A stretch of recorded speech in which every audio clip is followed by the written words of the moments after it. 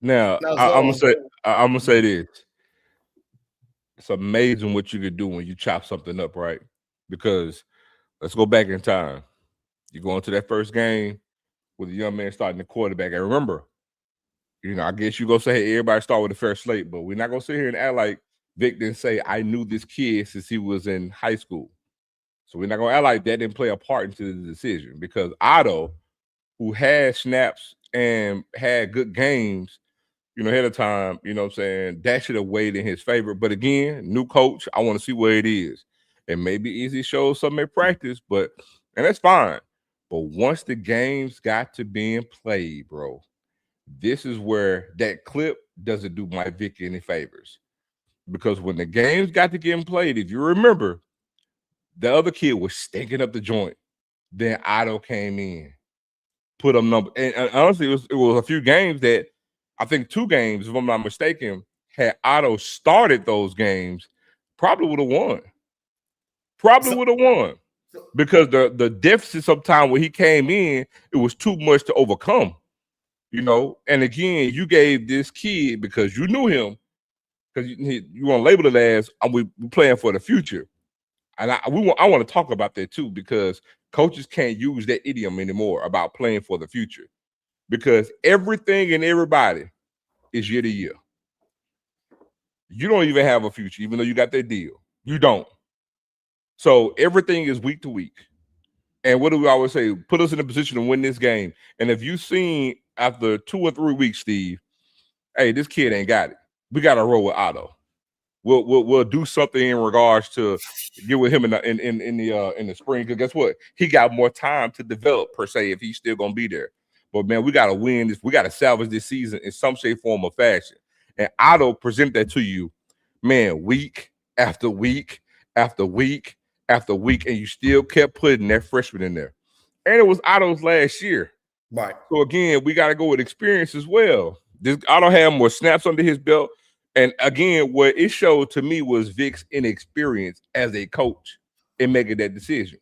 And it showed a lot of things, because, again, later on in the season, I think after week 6 or week 7, you fire 3 or 4 offensive coaches, making some changes. So, and we're talking about a first time in his first year head coach. So, again, a lot can be removed and extrapolated from that video. But hold on. So I'm going to play you this next clip, which, again, I thought was fascinating. And I want you to listen to this. It came after that, going to overtime, get your first win, and come right back and go to easy. It was fascinating, and I didn't want to belabor this, because we could do a whole hour show on this, of him and Otto, Michael Vick, and Otto talking, and Otto just frustrated. Literally basically walked the practice field and things like that. When it was obvious, like Otto said, man, I'm smoking this kid. I know, and not only that, you could see, this is the thing about it. And the only reason why I'm making this point is because this is going to tie in again, because we always like to have a little bit of Mississippi Central. When you have a kid that's been there, and your players believe in you, and they follow their leader, guess what they make plays at? That's the reason why Jacoby Morgan, you guys brought Jacoby Morgan back. So players are going to follow. Nothing against Lockhart being he's going to be great. But when people have went to war with you, there's a level of confidence that everybody, from the coaches, the players, the cheerleaders, the band, the people in the stands, believe that you're going to make a play. And I think that was one of the things that Michael Vick, and I think he'll probably learn that you got to just coach. You cannot sit back. And his own brother, that's why I'm saying it's not us, and I don't want nobody calling us saying what we said. His brother said it on their show. They used a clip of you off the rise of Scotty. So that, and I'm teasing, no big problem. Like I said, I'm just joking about that. Scotty's cool with it. Zoe's cool with it. So we're just joking. But I think that's important, because you guys talked about this during the season. And let me say this too. And let me say this too, man. People, look, I know, man, we're all fans of our own institutions, but man, at least when Scotty and I get up, we talk. It's straight ball. It's just our straight regular opinion. And just because we say something, even if it's against your school, or even if it's Jackson State, You know what I'm saying? Or you're a school. I understand you got school pride and you're going to see it for what it is with your school color glasses on, but you got to understand that right there was clear as day. And, you know, some people from Norfolk, you know, was saying it at the time, right? You know, oh, we're crazy. We don't see. I'm like, man, it's clear as day. It was like, man, once we saw the way it was, because remember now, you got to go back to it. It was just like Marshal Faulk, you know what I'm saying? Michael Vick, there was a detachment there, you know, wasn't really repping Norfolk State, didn't, you know, wasn't around. There was no Norfolk gear. You didn't really know he was Norfolk State coach. All you heard was the press release, right, when it first came out. But outside that, it was nothing Norfolk. Then you go into that first game and they laid an egg. You know what I'm saying? And then they come into the second or third game with Virginia State, which they pulled out. And again, it was like we saw it. We was like, man, how did this guy even win the job? Otto was a proven commodity. Now, granted, he may not have had this great team success, but like from an individual player and stats and his productivity, Otto was something that you could build on, especially within your first year. And most coaches go with the experience. But again, to sit here and say that you didn't let this personal relationship with this kid play into it, again, his own brother even said it. So we're not hating when we say what we say, man. It's just we call it how we see it. Now, just because you don't agree, then that's cool. You don't have to agree. Everybody's not going to agree with everything, but that right there is in black and white, and we called it exactly what it was, and his own brother even co-signed it. And that's the thing, man. You know, I'm gonna tell you this. I understand again, and somebody pointed out, of course, this it's so Dion, you know what I'm saying? How this whole thing and how they filming and stuff like that. We saw it with the Coach Prime video. But this is my thing. And I don't have any problem promoting university stuff like that. But this is the reason why I don't like these documentaries, right? Because I think there's some things that are private matters, right?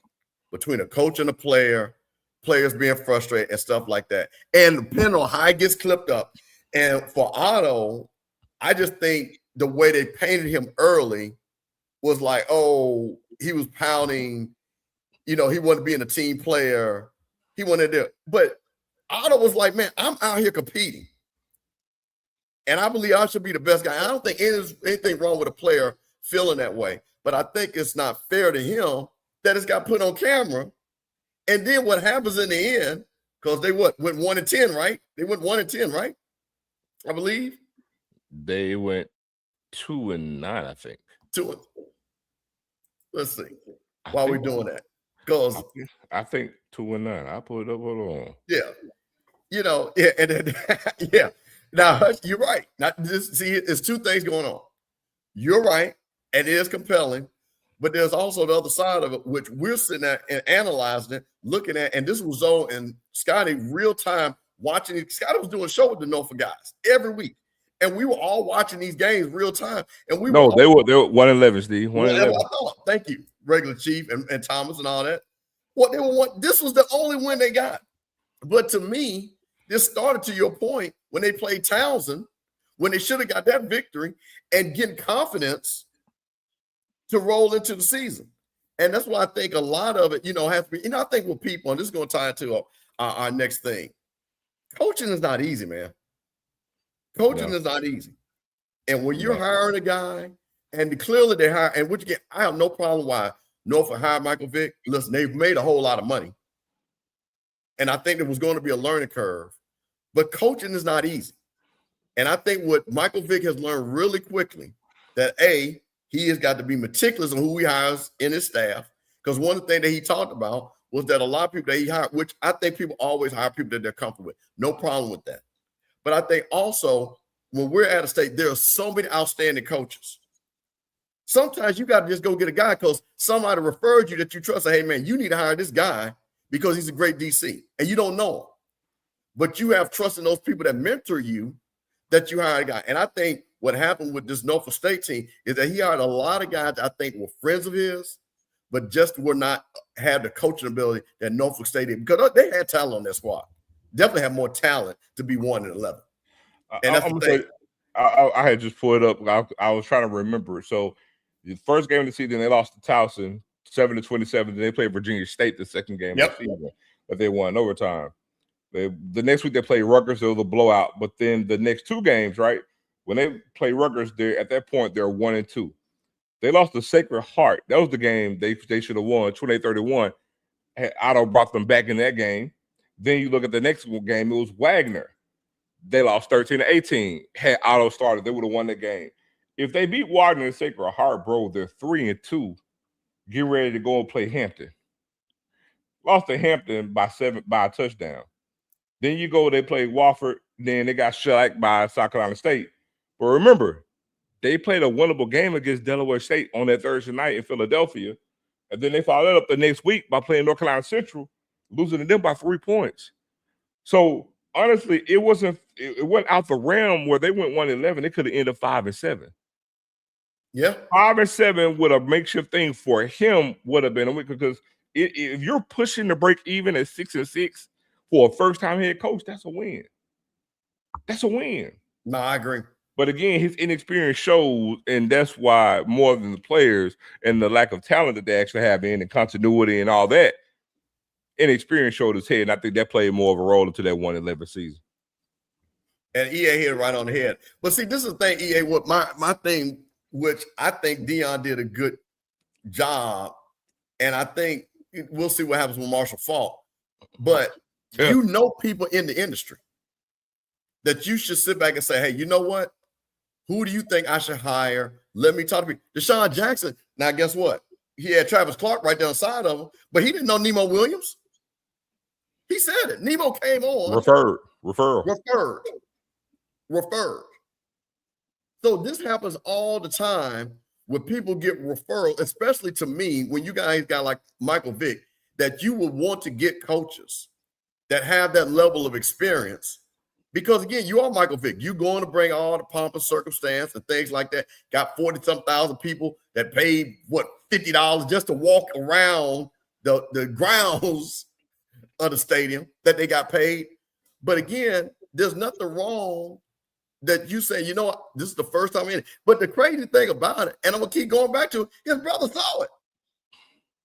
His brother is sitting in the stand, who is also a quarterback, right? Who is watching just like his brother. And like I say, man, when you play, one thing about it, and I always give respect to people, when you play the game, there are things that you see that the layperson just doesn't see, especially at practice. Because it was so funny. Cam Jordan, which we'll talk about the Legacy Bowl a little while. Cam Jordan was up in the press box talking to the guys, right? Steve Weiss and Bucky Brooks and Charles Davis. And he was making analysis about Quincy Ivory, about the kid from Grambling, just things because he's a defensive lineman that he saw. Immediately, he was like, this kid from Grambling's got X. Quincy Ivory's got, I can do. He said some of those guys, I can make them into NFL players in 2 years. My point of it is that's the reason why Marcus Vick saw immediately separated that he needs to go with Otto. And I think that's what the thing about it was interesting about that. You know, so I it's gonna be interesting now, Zoe, because of you and Scotty. Now I gotta watch the whole thing now. You know what I mean? Because now I'm sucked in. Hey, I was gonna watch it. I just need them to tune in this upcoming season and clip us for next year. And listen, hey Mike, you know, I met you before, did a bit. Hey man, we love what you're doing and stuff like that. But it's y'all, you put the show out there, bro. You put the show out there. You put my boys on there. So we just had, and again, I saw that, and like I say, Hutch hit it right on there. They did it for the drama, right? So you bring Otto in, and this would tickle me. What's the difference between closing the door and you still can hear what they got to say? That was the funny thing about it. You know what I mean to me? Well, no cameras. We don't want any cameras. But I literally am hearing what you're telling them to do. I was like, okay, what are we doing here? What are we doing here? So yeah. So listen. And it looks like, yeah. I mean, let me tell you something. We're going to get into Legacy Bowl because Blue's going to come on because Blue was down there. Again, I watched the game. I took some really detailed notes. We're going to do that last. But I'm going to go to something, Zoe.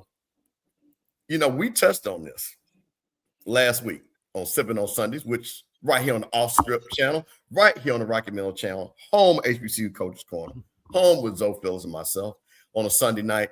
We talk about some of the talk, Zoe, that was going on with Marshal Faulk. And, you know, all on social media, I started seeing, was he committed and was he doing enough? Well, so, you know, we have a good friend And I'm going to say this again. Perry White in this space, and I think what people need to understand, Perry works at Southern, works with Southern. Perry is the host of the Jaguar Journal. Perry is not just some podcaster. He's the Steve Harvey at Southern. He got every video job at Southern.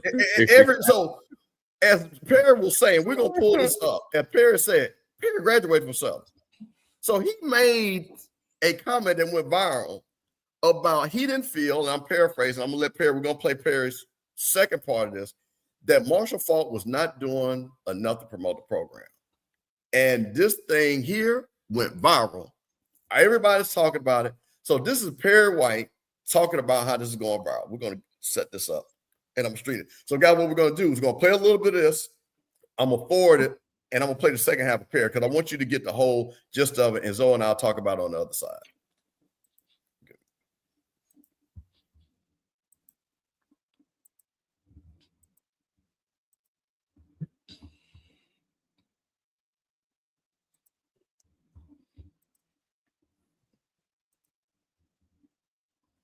Make that screen big. Very nice and big. We are gardeners. We are farmers. Bum, bum, bum, bum, bum, bum. Hello. And they got, of course, they got ads. Sure. You want me to help you with your groceries? You two got to get their money. To you. The data. Hold on 1 second here. Let's get Perry nice and big here.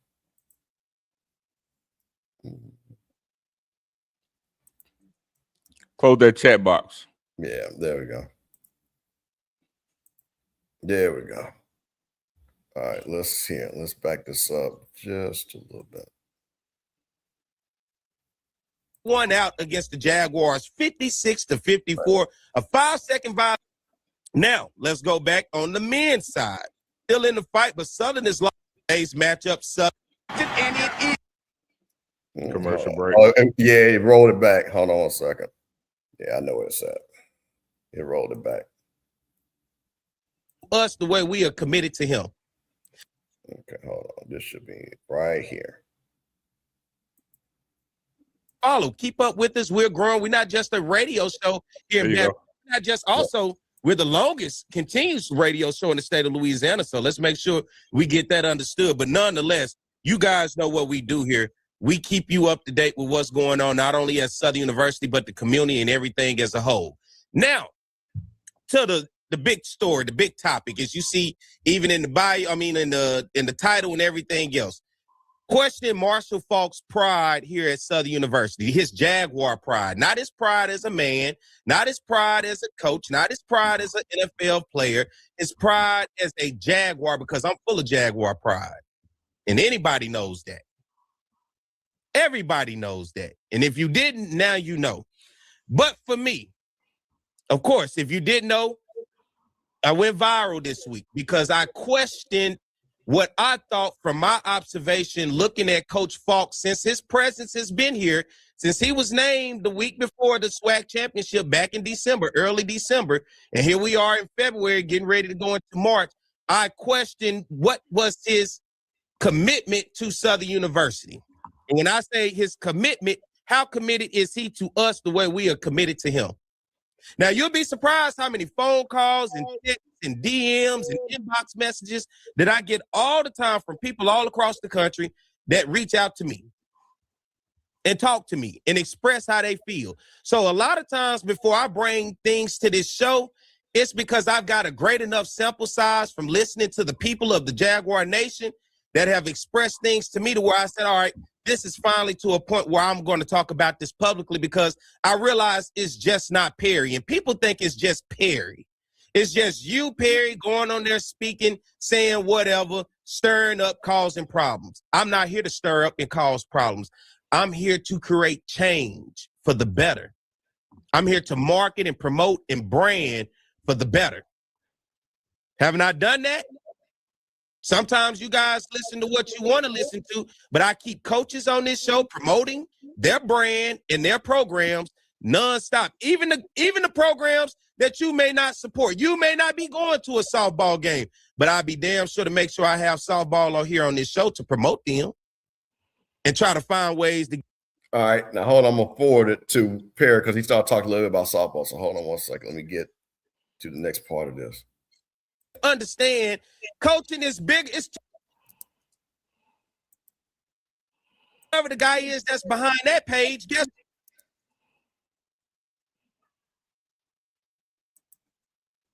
96. There's a whole new world on how you have to go out here and market this. Once again, I talked about it, visibility. And y'all act like I asked for a lot for somebody to wear some paraphernalia, for somebody to just put us in their bio and share a schedule or whatever else and to show up at events. Oh, I got the whole world trying to give me every excuse out the wazoo. Okay, maybe he did go do interviews, and I saw the interviews that he did out there. But let me tell you something when it comes to Marshal Faulk doing interviews. Don't nobody want to talk to Marshal Faulk about Southern University. They want to talk to Marshal Faulk about Marshal Faulk being the NFL Hall of Famer and the famous celebrity football player. Mm-hmm. That's what they want to talk about. It's their one shining moment to sit down and talk to a guy with that much status, arguably one of the greatest running backs to ever play in the National Football League. Huge fan of Marshal Faulk. I am.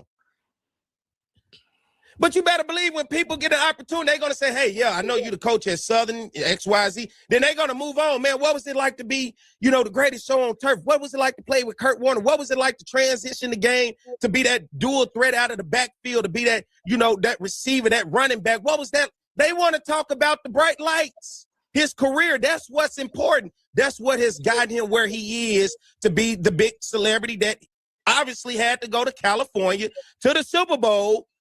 On behalf of who? The NFL, not Southern University. But while they're talking to him, because they're going to give Southern the short end of the stick. Yeah, I know you're coaching down there, house thing. All right, now let's go to your career. Well, when they switch over, it's important to have on gear because although I'm not talking about Southern University, it's still on me. I just want y'all to understand there's a method to the madness.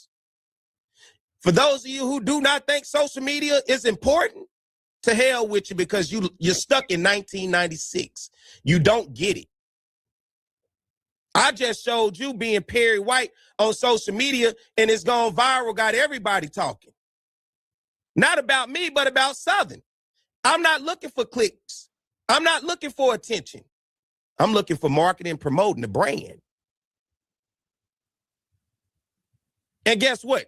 It's provided other opportunities for people to create conversations and try to push their initiative on the brand in which I pushed out there because they not getting no traction. That's just how it works. All right.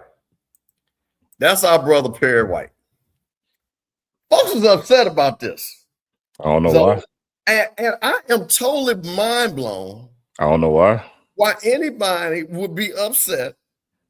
Because see, here's the thing. I got a phone call from a guy that I really respect, right? HBCU guy. And he said, hey, Mr. Campbell, I see y'all going to do the show tonight.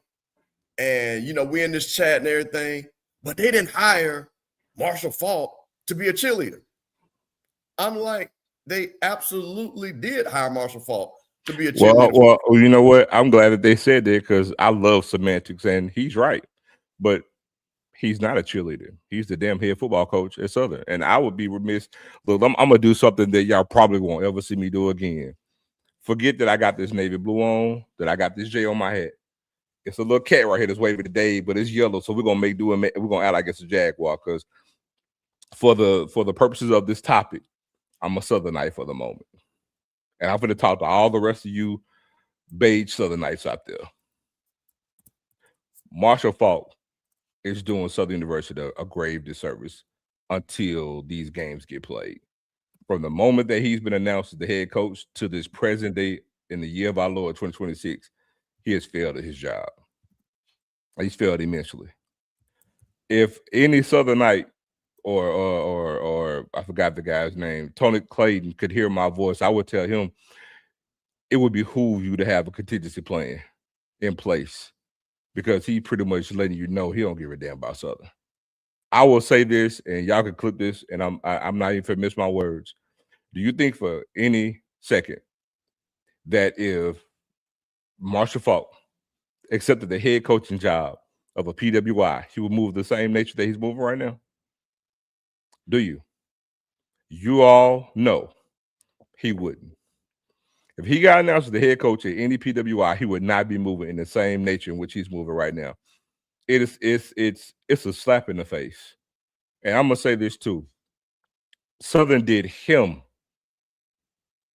a great service by hiring him. Nobody else was gonna hire him as the head coach with his track record as a coach. No one else will. And this is how you return the favor. See, my thing is, my mom always told me, I don't want nobody that don't want me. Now, you say he wanted you could accept the job, but I see better than I hear. Because you know the best thing to show, the best thing to prove something is to show it day in and day out. And what have you seen since he's been announced the head coach? It's like what we said about Michael Vick going into last year. You don't see him with no baby blue and gold on nowhere. He doesn't have Southern. Right now, he's not even tied to Southern. The only thing that you know because they had a press conference. If you go on any type of social media, there's nothing affiliated with Southern University and Marshall Faulk in the same sentence. Say whatever you want. The moment Deion Sanders was announced the head coach of Jackson State, it was a marriage. Matter of fact, Steve, there was a graphic that Jackson State put out, right? And Prime, right? With all his marketing prowess. It had the Prime logo, had an X, and then it had the block JSU. Yes, it was a marriage. Literally, the moment that Prime got announced that he was the head coach, it was JSU everywhere. It was Prime and JSU everywhere. Matter of fact, do you remember the press conference? I ain't just JSU on the outside. I'm JSU on the inside. On the inside. Right? The ball was coordinated, my man. And proceeded to drop content every time. Granted, we're not saying that you got to move like Prime, but damn it, act like you want to be there. Show that you want to be there. You got to recruit. You got a recruit signing day event, and the head coach ain't there. That's blasphemous, dog. That's sacrilegious. That's sacrilegious. Oh, my thing is, okay, cool. You miss it because you got some Super Bowl things that you're going to. What a prime opportunity. Because if I'm on NFL Network, anything that I do is Marshall Faulk. That's how you leverage Southern. Oh man, I'm there as Marshall Faulk, but I got my issue hat on. I got baby blue and gold on. Because anytime from this moment forth, the moment we had a press conference, whenever you see me, you're gonna see SU. Matter of fact, I'm going everywhere with that chant that I hate. SU. Everywhere. He's doing Southern a disservice. Let me tell you, man, you're not about to piss on my leg and tell me it's raining. You're not about to do it. I've seen Curtis Johnson affiliated more so with Southern than I have Marshall Faulk. Curtis Johnson is not the head coach of Southern University. It's a slap in the face. And again, if Prime was not the head coach of Colorado and they went ahead and said, Marshall Faulk, we're going to let you be the head coach, do you really, in your heart of hearts, think that he will be doing the very same thing in Colorado that he's doing right now in Southern? Hell no. So my thing is, we always devalue us. Southern gave you an opportunity, one that you wouldn't get from nowhere. So it's amazing, right? So the thing that you're probably willing to do with that PWI, but yet that PWI ain't willing to risk extend its neck out and give you the opportunity. So the school that gives you the opportunity, you want to half-ass it with them. It's unacceptable, bro. It's ridiculous. And we said the same thing last year when Michael Vick got hired at Norfolk. And I'm a Michael Vick fan. And again, I'm not a hater. I hope he wins. I hope he wins. I said wins. I hope he wins. Hope he does everything and have great success. But man, I want to see you put your foot forward and act like you give a damn about the place that gave you an opportunity that you wouldn't have got no place else.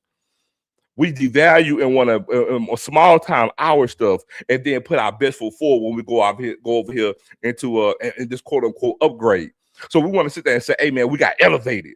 But then while we're down here, I hate how you move when you feel you got the elevation, but you want to sit here and demean and shuck and jive and bull jive the people that gave you the opportunity. Because again, even as we speak, Perry made that video last week. Guess what? He still ain't on no social media showing that he's the head coach over there at Southern. Still right now. And that's with the noise. How anybody can sit there and have an issue with Perry said, because at the end of the day, all Perry said, Steve, was, man, I give a damn. I don't care who you are. Man, I need you to rep and act like you want to be here. So to the people, and I'll be quiet and pass to you, Steve. To the people who say, the people who say that Southern didn't hire a cheerleader, no, Southern hired a coach who really the only reason why you hired him is because of the cachet. You use cachet for visibility. So the problem is he's dropping the ball on his end of the bargain because you're not using your visibility to highlight us. That's the sole purpose of why you're here, because you don't have a track record. You've never been a head coach before. So saying that you didn't hire a cheerleader, that's bull jive. It's bull jive. It's the very reason why you're here. You're here to elevate the program, to take us to new heights that we weren't from a visibility standpoint, because we're trying to get something. I'm not going to sit there and say you're trying to do what Jack State is doing. I'm not going to even go down that road, but you want some of the similar in vein to what Delaware State got with Deshaun Jackson last year. You want Southern's cachet to get raised. And this is how you return the favor to the people who stuck their neck out and took a risk on you. You can't even sit there and acknowledge them in public, bro. It's ridiculous, man. So again, I see better than I hear. You can come back next week and sit there and say, you know, oh, well, I'm do this and I'm gonna be this, man. It's too little, too late, because I see better than I hear, bro. It's February. It's the last week of February. It's about to be March next week. Okay, March. Got hired. When did he get hired? When did he get hired? December. It was December. Yeah. In the November, first part of December, he got hired. Had a signing class, everything. And it's curtains. It's nothing. Man, please. I wish I might, because I've been the same way the Perry was. Same way. Well, this is the thing, and I want to listen. I'm gonna get on my, you know me, I'm about defending folks. Because the first thing, and this is about Perry, you have people out there saying, "Oh, Perry only said that because Marshal Faulk went on these other interviews with different channels, and he hadn't come on the Jaguar Journal." Man, please, Perry is class personified and loves Southern Jaguars, so he ain't lame like that or that sensitive because Marshal Faulk, who will interview with Perry. Let's not get it twisted. We'll do an interview for people to put that out there. The second part of my thing is that, and I'm gonna be messy because this was put out there, and my Jack State folks, you know, y'all saw this too. And correct me if I'm wrong, and I won't say that Tony Clayton said it because I didn't see it, but you know, we got all these SWAT groups, right? I don't know if you saw this. What did come out of Southern? We gonna show Jack State how to really monetize a celebrity coach. I saw that. I said, okay, Southern. Well, guess what? You're lying so far. So, like I said, I see better than I hear. Man, look, man, if I'm making that up, was that not? Yeah, it was said. Okay, so I want to be clear that I'm not making that up. So I sat back there and said, okay, whatever that may mean, right? Whatever that may mean. But at least if you're saying Jack State to set the ball with a celebrity coach, right? Then you got to meet or exceed. And if you meet that, then great. And then if you exceed it, then you've done even better. But my problem is, again, you hired Marshal Faulk for his celebrity. He's not Bill Belichick. So if you hired him for his celebrity comes with promotion and status. And my thing is, and I defend it, if he's at the Super Bowl, which, again, if he was at the Super Bowl, those were deals that were done way before he got the coach. But you know what he could have done? And see, this is what I'm saying. And hey, Marshall, we'll give you some ideas. You know what would have been dope? When they had that signing day event, you know what he could have did? He could have did just like we got. Zoomed in with his SU guys and had all them celebrities say, you know what, guys, this is my school and this is our recruit. I couldn't be there. Recruits, I love it, but guess what? You know what I'm going to do? I'm going to make sure you get here in 4 years. You're going to be Super Bowl bound because if you play for me, I'm going to get you to the NFL. You know what, Steve? Go to EA's comment. He said Coach was advertising a pool party on his social media, right? I don't have a problem with that. But you know what's bad about that? You out there advertising on social media, and you could at least say with SU's head coach at the pool party. Listen. See, it's going over so many people's head. It's going over your head. It's like you're out here doing something for your own. And I'm out at a pool party, it's going to benefit some type of way financially or something, right? Even if it's gaining clout or getting more people there, man, I'm not just Marshal Faulk, I'm Southern University's head football coach. Like we said, we bragged on Deshaun Jackson because the moment that Deshaun Jackson came to that press conference with that baby blue suit, he realized it. He seized the moment and he won it, bro. I already know. I can hear some Jags now. I know it won't be out, but I can hear some Jags. It don't matter long as he win. Nah, you're wrong. You're wrong. And winning doesn't cure all because, like we said, what constitutes as a win? Because it's different in every institution. It ain't just winning games. Because if that's the case, then if Terrence Graves were winning, you wouldn't have got rid of him. If Terrence Graves were winning, you wouldn't even feel the same way that you feel about Marshal Faulk. You hired him because of who he is. All we're saying is he's dropped the ball. He's totally dropped the ball. And like nobody can sit here and be upset with Perry saying what he said because all he stated was basically what we've all said. I want somebody that wants to be here, that's putting Southern first in all things in regards to this offseason. We have events and everything else. You're a public figure, so you ain't hiding. You're out and about. You're doing these things, but we ain't seeing Southern nowhere in the equation. And mind you, this ain't like you've been coaching. This is your first head coaching job. This should be your baby because this is the first one. Man, we ain't seen nothing. Nothing. And y'all, and look, but if y'all like it, I love it. But guess what? Y'all fucked around and y'all found out. Well, I'm gonna tell you, they don't like it, and I'm gonna make this real simple. You know, because there were some people that say that shouldn't matter. It's about coaching. Let me tell you something. I would say the majority of us have been on the airplane, been in the airport. How many times, though, you got that J hat on, I've worn FAMU gear, and you walk past somebody that's another Tiger or another, I see you. Do not tell me branding does not matter. When anytime I was all the way out in LA, and I talked about this, out in LA, New Year's, like when the boom was out there, I went out there, I had my FAMU gear on, and people were blowing their horns saying, hey, Rattle, I see you.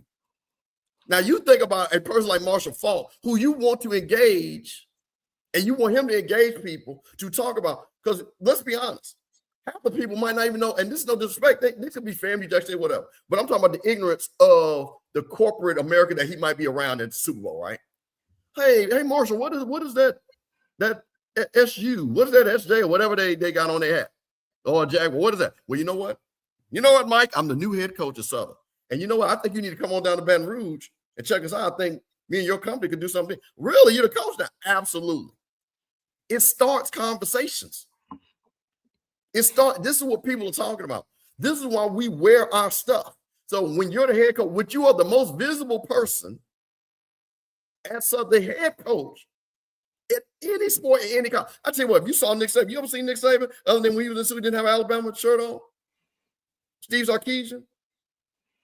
You ever saw Jim Harbaugh without that M hat on? Mario Cristobal without that U shirt? I don't know if you can see my phone. You see issue at the bottom right there. That's press conference day. Go up. You don't see nothing with Southern. Zero. But this in real time. You ain't see nothing in the header saying I'm Southern head coach. That's on IG. You know who you know who use social media? Recruits. It don't even say nothing saying him being the head coach of Southern.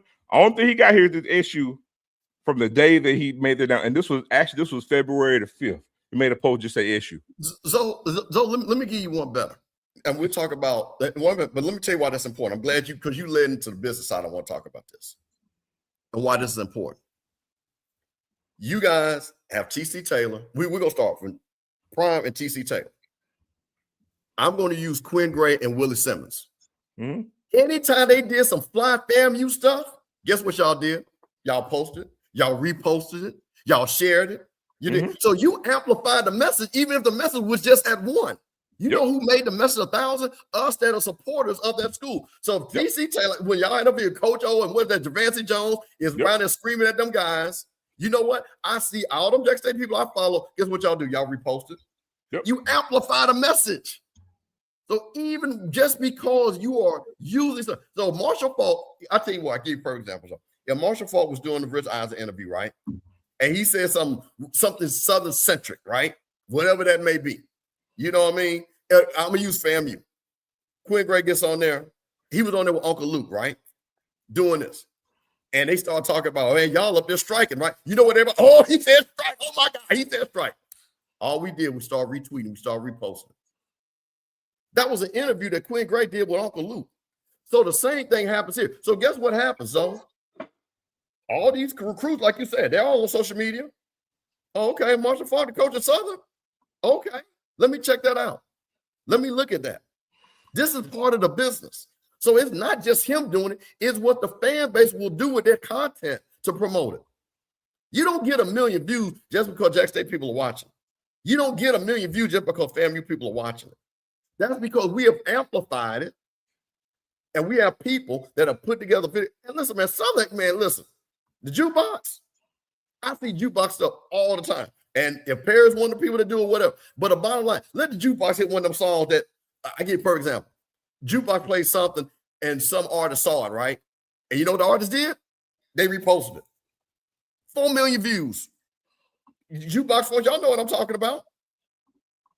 So don't tell me it does not matter about when you are wearing gear, when you are, like you say, anything that you're doing, because it's going to have a residual effect of marketing.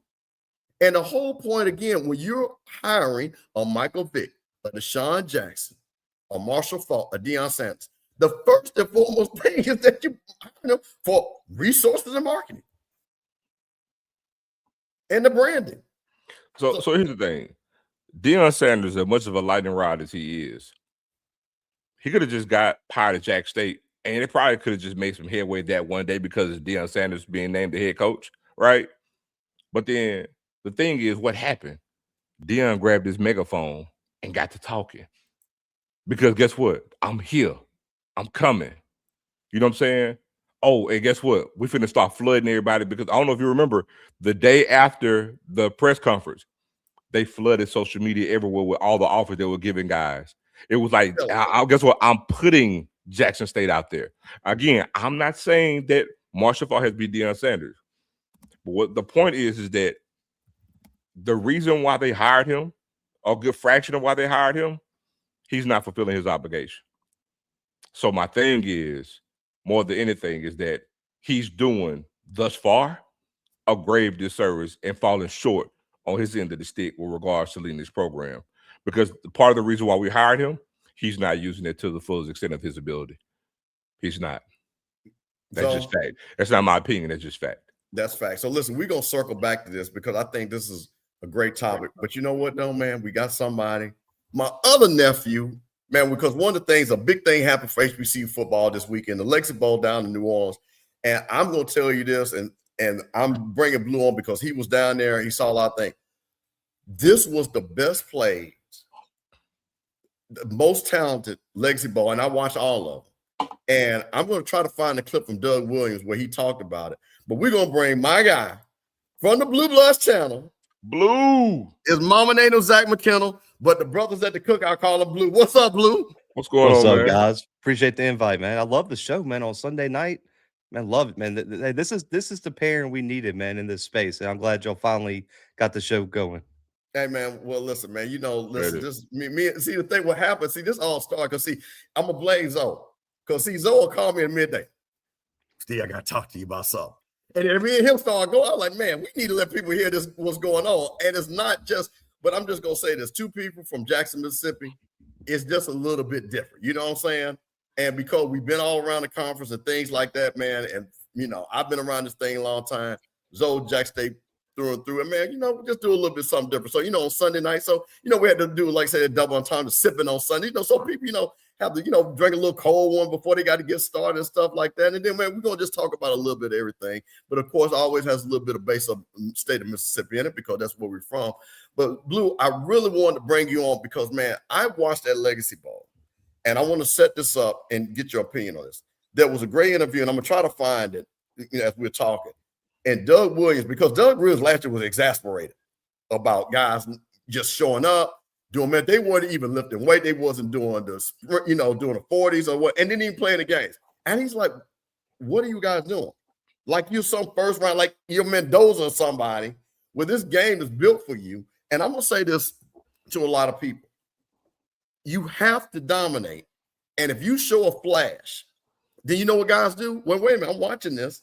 Let me go look at the tape because I said something. Because I'm going to say, hey, Luntz, you know what? If I'm a scout, let me go look at the tape. Quincy Ivory, let me go look at the tape. That kid Porter, let me go look at the tape. So those are things, and those are some of the kids that I saw stand out. Blue, you were down there were you able to attend the game? Were you able to stay all the way through, or did you just stand there for most No. of the practice? Listen, if anyone knows me how I cover All-Star games, I don't really care about the game. Yeah. I just want to see all the Right. practices. To me, I get way more info, man, from being in the practices. And shout out to Quincy in the chat, man. Quincy Ivory had a huge week, man, and I thought he had a great week. But yeah, I was there all week for the practices, man. Got to see all the one-on-ones, got to see what everyone was doing, and then obviously watch the game. But man, I think during the week, man, those guys from Monday to Thursday, really Friday, if you include the walkthrough, man, that's where you increase your stock, man, because everyone can go out there ball in the game, man, but it's dominating those one-on-ones. It's dominating the practices because I think I had a coach tell me that you have to practice like a pro too. And that's the big thing, man. They want to see you practice like a pro all week, show up because, and like you said, Mr. Campbell, and you've heard me complain about it. We had the kids leave mid-practice a year ago. Like, had a really good rep in a drill and just dipped. Which was left. crazy. Insane, right? Like so this year, man, like you said, most of the guys that came down there, man, was ready to compete. And I'm with you. I think the talent of this game, because I was there, I've been there all 5 years, guys, from year one where it started to now, and I've been at all the practices every year.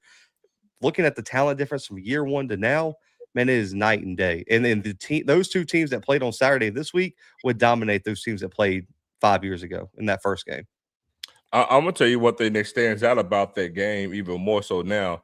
And shout out to everybody who went, because from year one to now, I've told everybody, if you can get a chance to go down to New Orleans for that game, it's actually a treat because the weather's typically nice, turned out pretty good. Haven't had a rain game yet. But I want to say this, there's enough data now from how many games we played in this game to where you can see from year one to now, guys who played in that game on the HBCU level to transition to have success in the NFL. From Xavier Smith with the Rams to Codrington for NCCU went as a I'm drawing blank for that state, but the kid from Alabama, the old line from Alabama A&M to James going in. I mean, so we had, I think now 6 players that's actually played in this game now. There's actually transitioned to have great, significant playing time for their respective teams in the NFL. And that's what you want to build on. It's starting at least early onset to have a blue-gray feel to it. We got a long way to go to get longer than 2-4 years for that. But if we continue on this trend and we get some more guys out of this year's game to make it, now you're increasing the names where you can say that's attached to the game that's going to have some time and playing some success in the NFL. Yeah, and people in the chat, like, yeah, Rob McDaniel last year, Elijah Williams from last year. I mean, these guys made active rosters. Terrell Jennings from FAMU played, what was it, 2 years ago, 2 or 3 years ago in it. I mean, like, we've seen some big names. The defensive tackle from Southern, what is it, Peterson? He's still on the Saints roster, man. He comes to the practices every year, and he was a guy that dominated a few years ago. So, I mean, there's just so many. There's like, the thing that bothers me, man, is so many people downplay the opportunity. Anytime, I don't care what they name it, I don't care where they host it. If you can get in front of all 32 scouts and talk to all 32 teams and talk to the GMs and talk, like, that's bigger than anything you can get anywhere else, man. Like, and these agents that are lying to you saying, wait till your pro day. Okay, wait till your pro day. Unless you're unless like for FAMU, if you're a FAMU player, what, you might get 18 of the 32 scouts, or if they combine with Florida State, you're just there, right? They're there to see the Florida State guys, and you may or may not catch an eye. Never pass up an opportunity, man, to go make you some future money. Because even if you don't make the league and get drafted, UDFAs, the CFL, the UFL, like, there are so many other opportunities, man, that you can go in, and then there's a career fair, right?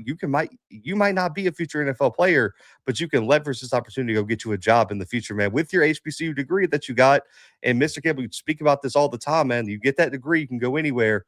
This is that opportunity, man. Don't screw it up by listening to your agent to wait till your pro day, man. You're going to cost yourself some money. And why settle for one opportunity? And Blue, let me play this real quick, but I think it's so important with Doug Wiz. I found the clip. Let me see if we can play this. Give me 1 second. Get this real nice and big. Get Doug in there. Okay, there we go. We play. This is Doug Williams, and again, I wanted to talk about, Doug, friend of the show, has been on HBC Coach. There's somebody that really believes in it, that understands how important this opportunity is, and I'm really going to talk about people don't understand how important Doug Williams is to the NFL And people don't say Doug Williams works for the Washington Commanders. Okay, Yeah. Rob McDaniel. Guess what, guys? Guess where he's at? He's on the committee. You don't think Doug Williams will have something to do with that? So this is Doug Williams talking about the kids and what he saw. Good to see you again. This is the 5th year of the Legacy Bowl. How have you seen the growth of this game, particularly for these players here? Well, the good thing about this, every year we've gotten better players, and the guys that taken to it and played better, just like today. The start that we got today, man, is something that I think everybody wants to see. And, 5 years we in and hope to keep growing. And we know your journey from HBCU to a Super Bowl MVP, just knowing that these guys now have the accessibility to have a performance in front of these NFL scouts. Just what does that mean to be able to represent HBCU and give these guys an opportunity? And you hit the nail on the head. It's all about an opportunity to give them a chance to be seen and give them an opportunity to go out there and perform. And if you do that, that's all people ask for is opportunity. That's what the coaches, even some of these players, were saying. Where else do you think you can see this game grow? Well, here, just getting better players every year.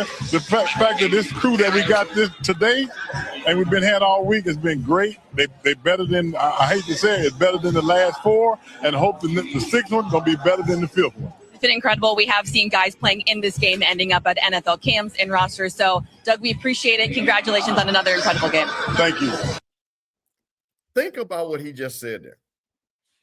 The indictment, but also the quality of young men who understood the assignment. Do you not think, and let me tell people this, and somebody, and I'm going to say this again. A lot of you all don't know my background. People know. I had a sports station with 2 other guys. We had a first-round pick. We had guys from University of Miami, Florida, all types of guys. And I'm telling you, people keep talking about the NFL combine. Scouts make money by getting the diamonds in the rough. You want to show you a true scout is when he can go find a guy like a Rob McDaniel or the kid Vince or Jacoby Durant. Because if you can get those guys, there's a couple things that happen. Now you're building your team because it's about depth, right? Now we're getting a kid that nobody else knew. So you know what? So what? Maybe we get him undervalued. He's not going to. But you want me to tell you what? Jacoby Durant on his 2nd contract is going to make money. When that scout goes back to South Carolina State, Jackson State, FAMU, they're going to trust what he says. I got another kid down here. I saw him at the Legacy Bowl. So what? He didn't go to the combine. People keep getting caught up with the combine. It has nothing to do with your ability to get to the NFL. It is just one pathway. But if you come in there, and I'm going to say this, and Doug said it, clearly these kids performed, and you don't think that Doug Williams is not going to go to his coach. He's there. They want to. You don't think Doug said, let me tell you something. 5 best players are A, B, C, and D. The commander scouting department is already ahead of some other scouting department that maybe didn't come or not as tuned in as Doug Williams is. And again, these are the players. Jacoby Durant made big plays. All the people understand that. If Jacoby Durant does not make those plays, the Rams are not at the doorstep of the Super Bowl. So I want to just point that out because how important that is, and for these kids to utilize this opportunity. To me, and shout out to the coaches because again, hey man, Mr. 1-0, hey, we just want to go 1-0. Your boy, your TJ, Coach Gray. These guys are wired to not play no games. So not to say that the other coaches were not wired, but this group of coaches, because I've interviewed all 4 of them, I know what they thought about. First of all, you were not going to half-ass in those practices. You were not going to show your best foot forward. And those guys have pride. They're going to try to win the game and win the game in an NFL type. Right. The throws and the plays that they were running, that you saw these receivers and stuff like that. Cam, I'm going to tell you this. Cam Ransom, I know he sit back like, well, I didn't have these guys coach because he was making throws. I didn't see him make years when he was at Bethune-Cookman. So, Blue, I'm going to just set that up. So I want to turn over you. Tell me what you saw and what you thought. Yeah, man. I think, again, competitive practices are the biggest thing, man. I'll say this. I think this, you see it every year, man. Like the wide receivers just have such a big advantage over the DBs. So when people are watching the one-on-ones, they get a little bit too caught up in the end result instead of watching the technique and stuff. Because if you remember, the NFL and college rules are different in terms of when you can contact a wide receiver, how long you can press them. They really struggle with that, man. Because it's hard. Like, man, you're programmed so much to you're like, especially when you're pressing, it's hard to train your brain to release that guy in a certain amount of time. So, I mean, they were really struggling in one-on-ones early, man, but you saw them continue to get better, man. There was a kid from Morehouse, man, that I thought was the best DB here, personally. I know the kid from Grambling had a good game. I think he had the pick six, but man, the Yeah. kid from Morehouse on Team Robinson, man, like probably was the most consistent defensive back from day one to the final day. I mean, I think the defensive line has been the obvious standouts every year, right? Like you go back to Jason Dumas having a big game, the kid from Bama State at DN, Nelson having a big game, Cam Peterson having a big game, Elijah Williams, but man, like on both teams, like Jeremiah Williams, unblockable in one-on-ones, which I don't think that's a surprise to anyone who's watched SWAC football, right? He's been the best defensive tackle in the SWAC for a few years now. He had a big week. I think it was important for Quincy Ivory to show that he could be a full-time edge rusher, right? Because we saw Jackson utilize him in so many different ways, especially as an off-ball linebacker toward the end of the year in that scheme with Quinn. I think it was important for him to show. And guys, they only had 3 D tackles on each team. So what it allowed Quincy to do is he got to play more of like a 4-eye down into a 3 and show that he can rush from the interior in like a NASCAR package for people who are familiar with that. But Quincy, man, talking to him, and he shows up at 260. How important is it to show that he still has the same type of athleticism playing at 260 that he does at 240, which is what he was on Jackson's roster? So That's like stuff like that. Listen on the screen coming up at 239, 240. He was 260. I talked to him. He told me he was 260 on the dot this week. And man, you saw how good he played. Michael Lunn's playing, man, and Michael Lunn's got banged up in practice earlier this week, guys. So I don't even know if he was 100% in the game. And he still did what he was able to do. And then I think Eric Hunter, man, like when you talk about players who just look different in person, and but all 3 of us know there's bus guys, right, that you want walking off the bus first and setting that tone. Oh, like Eric Hunter is the dude that is like, yeah, just put him in the front and lead the team out. Like when you go to the game, and he got the tape too. He got the tape. He's got the stats, the athleticism, everything, man. He just looks like an NFL player. And Mr. Campbell, like you said, he's so versatile that when you make that call, how does he not take someone's job, man? Right? Because he's 6'2", 6'3". He runs like a defensive back. He can cover. He can blitz. He can pull him down into stand-up edge rusher if you need to. He can play off-ball linebacker. He could do it all. How does that guy not make the roster? And, guys, he plays special teams at Morgan. So guess what? You can put him on special teams if all calls. So stuff like that matters, man. Bryce Cage from Grambling had a good week at defensive line. James Stewart from Tennessee State. I really, really like James Stewart, man. Like breakout guy.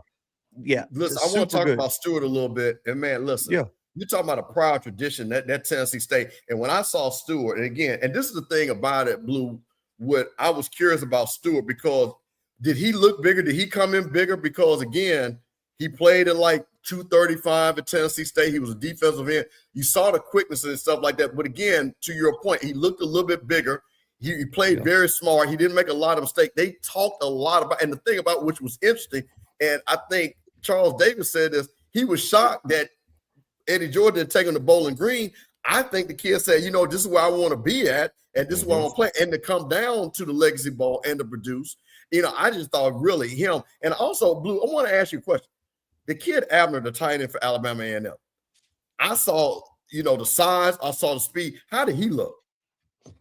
Yeah, I thought he looked good in one-on-ones. I thought he was the only tight end that really popped for me this week. Yeah. It's hard for tight ends to pop in these all-star games, guys, especially the practices, right? It just, you know, in one-on-ones, you don't really want them going in one-on-ones because that's just asking for disaster. And then in terms of wide receiver DB one-on-ones, man, they have such an advantage over the safeties because they got them playing 15 yards back to make it realistic. I mean, if they run a slant route, what do you guys want them to do? As long as they don't drop it, he looks good. But I think his athleticism stands out. And you saw in the game, man, like if you just put it in his catch radius, he just makes the catch. But in terms of Stewart, like you were asking, I mean, he looked the part, man. Like he looked a little bit bigger than I thought he was. I think he was at like 240 something on the roster. Mr. Campbell, I think, and I'm looking here, I got the paper.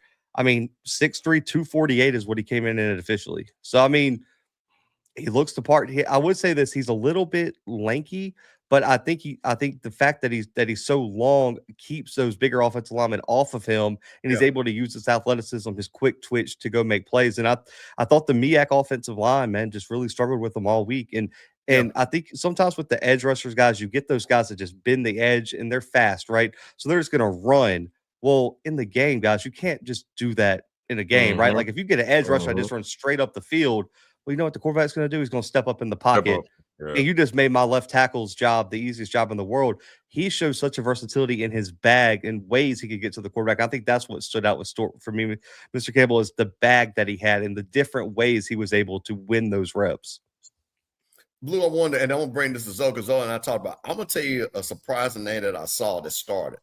And again, as we on Sippin on Sunday, Offscript channel, Rocky Miller channel, HBCU Coach's Corner, got my man Blue from the Blue Bloods, Zoe Phillips. But I saw a name, and I'm talking about with the size, speed, if he can catch, DeMario Davenport. I was shocked of how impressed I was. I know he didn't, I know the other kid wanted, but I'm talking about far as the size and what he was. I'm like, man, this kid could catch the ball. He could be a third down back in the league. What did you see? And Zoe, I'm gonna start with you, Blue, and then Zoe.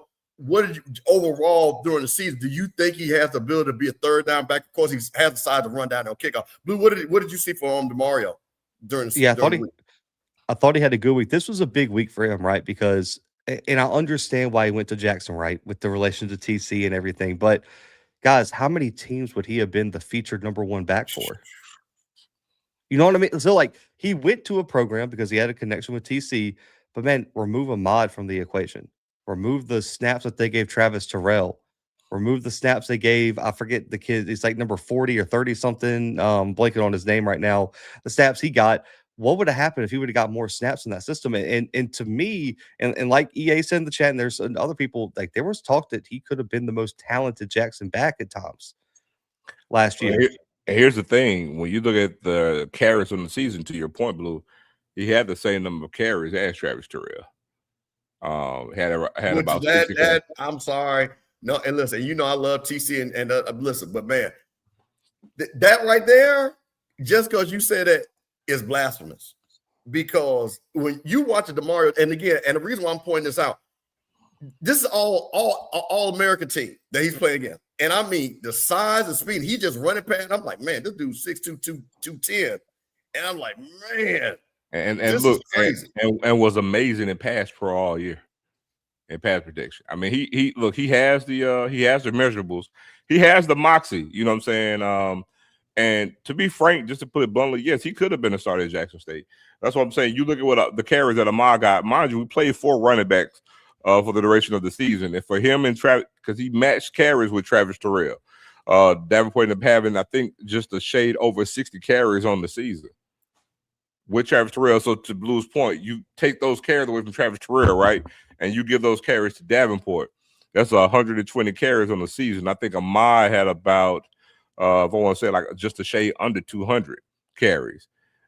I think Davenport could probably surpass Miller in yardage because he led him in touchdowns. He bested him in touchdowns. And he missed some games, right? Due to injury, right? Yes. Because he missed the SWAT championship for sure. And I want to say there was maybe one or two others he missed. 2 other games.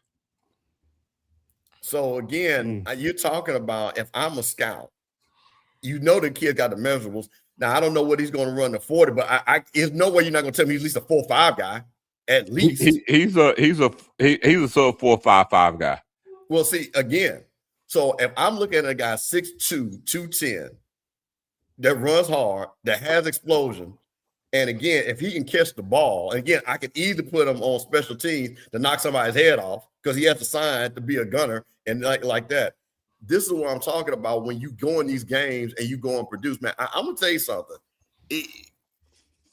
And I guess for me, I keep looking at the measurables and the explosiveness. And like you say, he's not been beat down, so he's really going to be fresh. Yep. So he's going to get a guy. So if he's not a priority free agent, which again, we know how this thing goes, but I'm going to tell you what's going to happen. Somebody's going to immediately right after that, they're going to say, hey, come on down. And all of a sudden, he's going to get a training camp invite. And if he starts getting carries, I'm going to tell you, if given opportunity, that kid can make a roster on special teams. Make no mistake about it. He can make a roster on special teams. And if he makes a roster, and he's able to get some looks at practice at running back, he's going to have a damn good shot. Blue, I'm going to throw some names out here, and I just want to talk about And again, Jaden Carter, Morgan State, we talked about. What happened to Chris Mosley? What did you think about him? Did he get – I didn't see him get a lot of carries. Did he get hurt? I thought he was going to do a little bit more in the game. That's why I don't pay attention to the game. Like some of these guys, just more like load management things. Like Mosley, man, when I tell you, like in terms of just pure in-person speed, he looked like the fastest player in New Orleans. I mean, that kid is lightning in a bottle. Wow. And I'm so excited to see what he runs in the 40, man. Like, I mean, he is legit, man. And I thought he had a really, really good week. And he was one of my winners on day 2. I thought he looked great in scrimmages, man. His vision's there. And man, if he gets a crease, it's to the house. Like, I mean, he looks that fast. And on day 1, he had a few plays like that. Now, the question for him more is, I think, pass protection.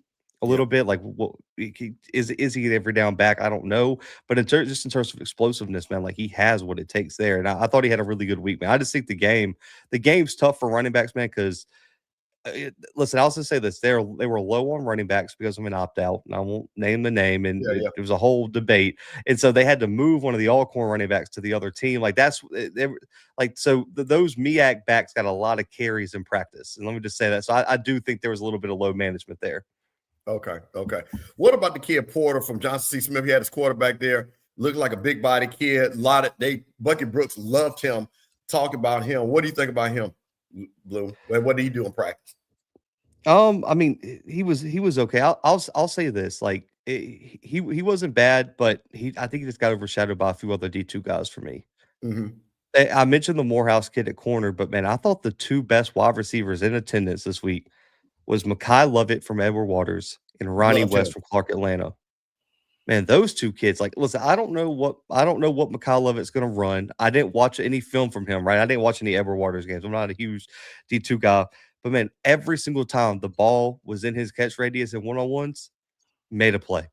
Any time you needed a good route run in one-on-ones, Mekhi Lovett delivered. And I just like his moxie, man. The kid was confident. He was talking trash to the DBs, man. I just like that confidence with the wide receivers. Mm-hmm. And on top of that, too, bro, they got him listed here 6'1", 220. That's a massive wide receiver, man. 220 for a wide receiver he's a big dude. And so even though he's only 6'1", man, he goes up and gets the ball like he's more like 6'2", 6'3". And I like that about him. But and then Ronnie West is a bit of a smaller wide receiver, but man, just the athleticism, man, that he shows. And listen, I had the PVDB coach come up to me after day 3 of practice, guys, and say, listen, go watch that film of Ronnie West, man. He was cooking today in one-on-ones. And like even the coaches around the practices were talking about how good Ronnie West was. So I think those 2 D2 wide receivers, man, like those 2 guys in the Morehouse corner were the 3 best Division II players in attendance this year, man. I was so impressed with all 3 of them. Wow. Now, Blue, I wanted to ask you because, again, not only do you do a great job covering the HBCU football, but you also, your claim to fame is also FCS. What do you think? And this is the thing, and I'm tying this in again. Jimmy Smith was interviewed, and Jimmy Smith is going into the Black College Hall of Fame. We're gonna get Jimmy Smith. Definitely, that's my homeboy. We're gonna get him on Sippin on Sundays. But Bucky Brooks asked him, and Steve Weiss asked him, "Do you ever think there'll be another kid drafted in the 2nd round like yourself?" Right? And Jimmy said, "Probably not. NIL kids move on. Do they get to stay?" And we're seeing that, I think, at the combine, I think it's only 6 kids or 8 kids going FCS. They're going to the combine. I think it might be 5. Yeah, I think it's 5. 5. Okay, 5. When we did a show, I started looking at some of these kids, right, that left our schools, and it wasn't a lot of those kids end up sitting on the bench. Mm-hmm. They didn't play. So it wasn't like they left us, went to Alabama, all of a sudden they got drafted or whatever. They got stuck compared to staying. So will you think you'll see FCS kids, even though the money, but I'm talking about kids that want to play pro, and now because we will be getting some revenue share, and maybe they see the opportunity to better themselves, like Quincy Irie, who said, "You know what, let me stay. Let me," he came to Jackson State. I think he increased his draft stock. I think if he would have stayed in Florida, we wouldn't even know his name. And I think that was the best thing for him. Again, Stewart State, he didn't go to Bowling Green. He stayed at Tennessee State. What do you think just overall FCS, what's going to happen with kids that are going to try to get an NFL, or is this just going to be, it is what it is? Those glory days like Jimmy Smith are just gone. it's probably somewhere in between, right? Like, would I like to tell you guys that we're gonna keep a bunch of these guys?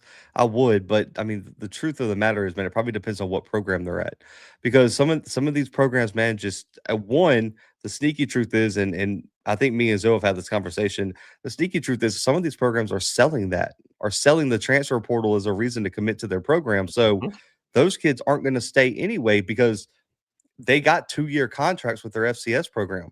Come develop for 2 years, and we'll send you to Ohio State if that's your dream. That's how we develop players now. And I know fans are like, man, my program would never do that. I would never want my program to do that. The sad part is they're doing it without telling y'all. Everyone jumped on that Alabama A&M coach for saying it out loud. A lot of your favorite programs are doing that low key, and a lot of people don't want to hear that. But those kids aren't going to stay. But I mean, Mr. Campbell, if Chattanooga could have a first-round pick 2 years ago, what makes me think that Jackson State can't keep someone and have a first-round pick one year? Now, is it going to happen as often? Are we ever going to see a team like Jackson, what was it, in 2001, have 2 first-round picks? Never. Yeah. That will never happen again. Right. You will never be able to keep 2 first-round talents on the team. I mean, it just isn't going to happen. But, guys, I mean, obviously – North Dakota State has accounted for a lot of the first and second round draft picks recently, and now obviously they've moved up. But I'll look back, like Yale had a 3rd round pick recently. Houston Christian had a 3rd round pick who ended up starting at edge rusher for the Eagles when they won the Super Bowl as a rookie. If Houston Christian could keep a 3rd round pick, guys, why can't Jackson or Fam? Well, I believe that Jackson State can. And let me remind everybody, Jimmy Smith got drafted in the 2nd round, and as great as a wide receiver as he was at Jackson State, his senior year, he didn't even catch 50 balls. Donald Driver, in comparison, great career at Alcorn. Senior year, he only caught 55 balls. He slid down to the 7th round, but he only caught 55 balls his senior year. Jimmy Smith did not catch – he caught 48 passes his senior year and still was a 2nd round draft pick, right? So, again, we look at Alabama State with their old lineman go in and get drafted in the 1st round. I think Carson Vincent, believe it or not, I think if he had more behind him, hype behind him in his junior year going into his senior year, then I think he actually does get drafted a little bit higher, right? But call me crazy, and I swear I'm not being biased. I believe it can. I think we'll be hard pressed. The stars got to align for us to get a 1st round draft pick, right? True, just in the nature of the beast, the stars got to align.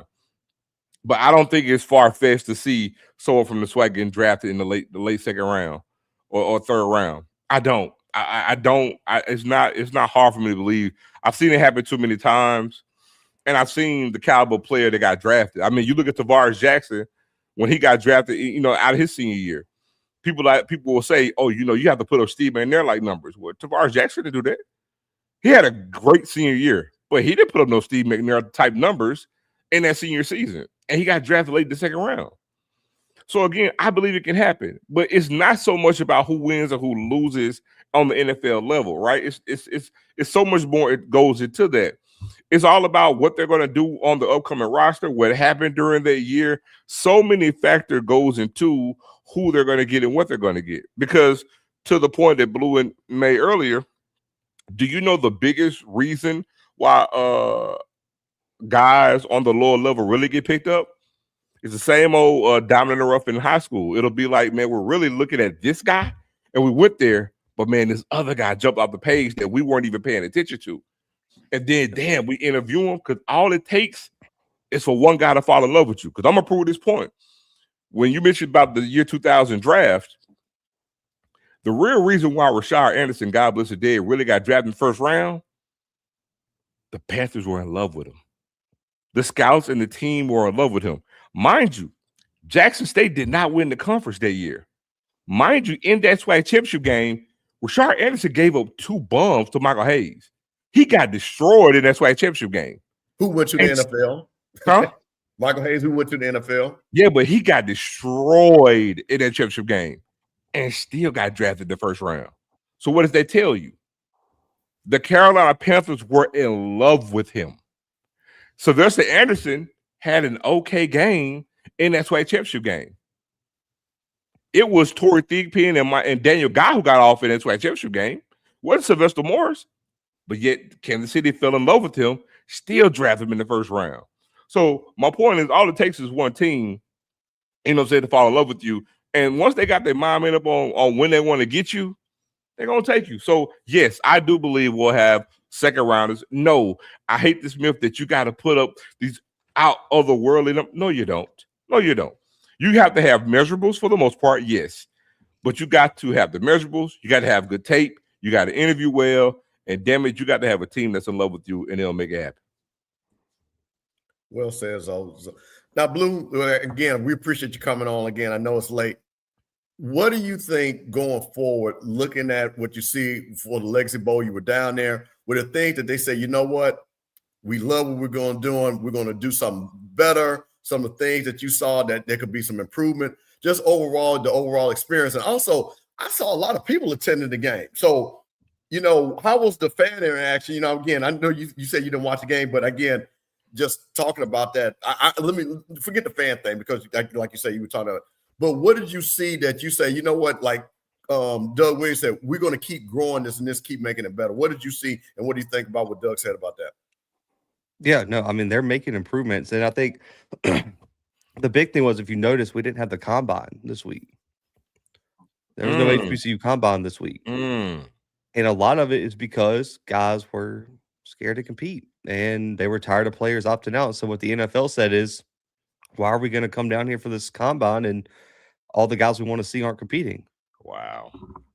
So they canceled the combine this week, and they're going to do a showcase in like a week or two in DC. And so what it does is it gives those guys 2 extra weeks to prepare. So they're hoping that more players will go and perform. But guys, I mean, me and Gerald Huggins told y'all last year what happened. All those DBs were scared to run the 40 in a dome. In an indoor facility on turf, they were scared to run the 40. Guys, their pro days are mostly outside. So what do you think the better chance? Yeah, like where do you think the better chance is in terms of you running your fastest 40 at? Indoor in the Saints facility or outside at UTEP? I mean, it's stuff like that gets aggravating. I'll be honest with you. And then just also too, man, like the big thing is I wish some of these kids, man, like I understand you got to sign with who you sign with, man, but we've talked about agents in terms of NIL and signing with bad agents. Bro, there are just some agents out here just straight screwing some of these kids over, man, giving them real bad advice on why not to participate. And so like stuff like that, I think really like we got to have some sort of, just committee that like HBCU committee with like Doug Williams and some of these pros that like make sure these kids are getting good advice. Because, man, like I talked about, the kid that opted out was a D2 kid. His agent told him, you ain't got nothing to prove. Opt out of the game. I'm like, you're a D2 player, bro. Like, you got everything to prove. That is every agent for all the FCS players and D2 players, because we have the data, they're all telling them get in the portal. Because they're being told get in the portal because you could go back. And guess what? That's not true. It's not true. No, but then like a smaller critique is, and I've been begging for this for 5 years, bro, like why are we trying to reinvent the wheel with these helmets? Like I need to go out there and know the FAMU DBs because they're wearing FAMU helmets. Listen, I'm sitting up there because I recorded the game, right? I'm watching it, and I'm sitting up here saying, I understand you want to give the kids the nice gear and stuff like that, but first of all, a helmet is a really personal thing, and getting a new helmet, I know a lot of people, it just doesn't make you feel right. And I'm like, man, the way it should be is everybody trades stickers. You got all the different stickers. And like, I know who this kid's a FAMU kid. This kid is a Jack State kid. This kid's a Grambling kid. Like the kid from Grambling that made the play, that should have been a G. And he's got this little G on the back. And I got to go look and open up online to see who it is to make sure that's him. I mean, they had the name and stuff, but again, the name doesn't mean anything if you don't really know the kid right off the hat. But the kid, yeah, bro, that Doug and them, I don't know what that's about. Yeah, like I don't know if they got a sponsorship with Rydell. Like I like, come on, man. Like even me, like guys, like they sent updated rosters every day to us. So like, listen, they sent us paper rosters, and so I'm sitting there trying to video practice, and like this guy makes a play, and I'm sitting here reading the book, trying to organize these papers, trying to figure out who the hell that was. Right. I mean, let's just be honest. I mean, an average fan, like if I need help figuring out who it is, guys, what do y'all think the average fan watching is trying to figure out? Well, Blue, you hit it. Quincy Ivory, Reed Pullum, guys that we know, names and stuff like that. I'm just, just throwing out there. Stu, if I see Ivory with that JSU hat, boom. You know what? I'm gonna say. Or Mario Danvers, we talked about him. Charles Davis from FAMU. If I see an offense, I say, "Oh, that's my guy Davis from FAMU." I was about to say, Steve. Matter of fact, if you're there, if you just see alignment and that helmet, it tell you all you need to know. Oh, linebacker from FAMU. Oh, that's so and so, so and so. Running back at this school. Oh, that's so and so, so and so. That's it. It helps you out greatly. Now, this is the thing. Now, like I say, again, one thing about it, we're fine. So listen, Doug, we know that you watched the HBCU Coach Corner. We know this is going to – now, Doug, we're going to get you on, and we're going to give you this great idea because I think it also, again, for those kids, and they get – and this is what I want to find out because I'm going to ask, is it because – and I hate to say, is it because the kid they don't want the kid to take the helmet from FAMU and because they're going to use the helmet to get like whatever – bro, give them the helmet. We need to – listen. The alumni will pay for that one helmet for that kid to have that because, again, like Coach Tremaine Jackson said, this might be the last football game many of these kids ever play. Yeah. And the camaraderie. Or like if you don't want them to take the helmet, right? Like let's just say FAMU says, man, we don't have enough helmets to send with them. Let's just say that's the excuse, right? We need those helmets because we're going to repurpose them. Bro, give me a FAMU logo. Take the HBCU Legacy Bowl logo off the side of it. Put that on the back little part and put the actual school logo just on the white or black helmet. Yep. That would help, like on each side of it, like full size. That's all we need, man. We just got to be able to see where these kids are from because if the whole point is to promote these kids, promote these schools, guys, like why aren't we promoting the schools? I mean, and then for the schools that have multiple helmets, like how many different helmets did Jackson wear this year? I mean, like 3 or 4 or 5, bro. They had 6 players there? How cool would it be if each one of them took a different helmet down there? Different helmet, yeah. Blue, let me tell you a quick story. This is so funny. And so again, this is one of those legendary. You remember this? You from Mobile? It used to be the blue-gray game, and that was the game again for the Senior Bowl and stuff like that. That's where Jerry Rice made his legend. But he had a crazy number like 45. He had some weird number. He wasn't 80, but he had that Valley helmet on, and everybody knew that was Jerry Rice smoking everybody from Michigan and all those Big Ten teams that was trying to cover him. And because he had that Valley helmet on with 45, and I'm pretty sure the number was 45 because it was really crazy. And he was the MVP of that blue-gray game, which propelled him on to be a first-round pick, of course. But that alone, to your point, which I think has a lot to do with, because again, if you're watching, to your point, if I'm a scout and I'm just kind of breezing the tape, you know what I mean? Time is money, right? But I see a kid and I just see his FAMU and stuff like that. Let me just go look. I just saw him, man, because man, listen, anybody's been in combat, TVs are just on, right? And they might not even be paying, let's just cut it on, because we're already getting ready for the draft and we're not watching the game. We're just, it's on. And then I'm looking at there and I see this kid from a Jack State helmet, a Southern helmet, just blow somebody up. I'm like, okay, well, let me see what this is. And I think that's one of the things that, to your point, it might be a sponsorship thing, but we got to let our players wear their helmet. I think 100%. Yeah, some sort of identified feature. Because, guys, I heard someone recap this game, right? And we're like, man, Kelby Givens had such a good week. And, he had such a good game. And I'm like, Kelby Givens didn't even play. Kelby Givens is hurt. He opted out. But guess what? The Grambling kid was wearing number 1 during the game. That's what happened. So this Grambling kid's making all these plays, and they're crediting it to Kelby. Kelby Givens' draft stock improved because the Grambling kid was balling out in the number that he was on the paper roster. And then you got media. Right, the irony of that is one thing. But then you got people going out here on podcasts and stuff saying Kelby Givens balling out. It's like Kelby Givens wasn't even dressed out for the game. Kelby Givens wasn't even there. That was crazy because that was the thing, because the kid from Grambling had another jersey and I guess Gillen fit better. He went for, I think he was wearing 45. Yeah, 45. He switched to 1 and they were talking about, and they said it at the game. This is not Kelby Givens. This is the kid from Grambling. I think what the kid is Cage. Bryce Cage, yeah. Bryce Cage, right. Bryce Cage, who had a hell of a, and let me say this, and this is what I'm talking about, little things that matter. So again, I talked about this earlier. Cam Jordan's in the booth. And Cam Jordan said, that kid, Cage, I could take him because he has an amazing first step. I see some move. He get with me, I can make him an NFL player. This is a defense, a Hall of Fame, not Hall of Fame, a Pro Bowl player looking at a kid that said, I could take that rough diamond and I can make him an NFL player. And to your point, you got people on podcasts saying that was Kelly Givens. That's crazy. That is absolutely crazy.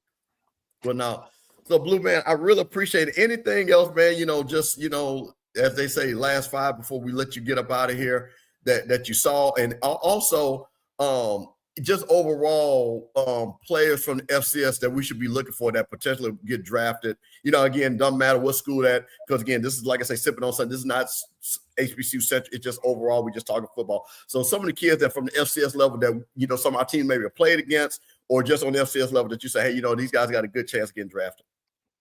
Yeah, I guess for my last five is, man, like I beg the media, man, to get down to this event more.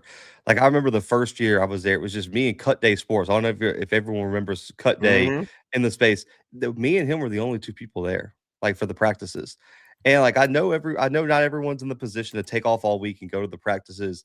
But like, man, if you are able to, man, go cover the practices. That's where these kids need exposure. They don't need to they don't need you to show up on Saturday for the game and go head to head with NFL Network. They need you to be there in the one-on-ones. They need you to be there when they're balling out in practices so you can give the info that I'm giving, right? And then go and network with people, man. Talk to the scouts that are there. Talk to some of the NFL Network people so you know what's going on. That's the last five. And also, this event is amazing, man.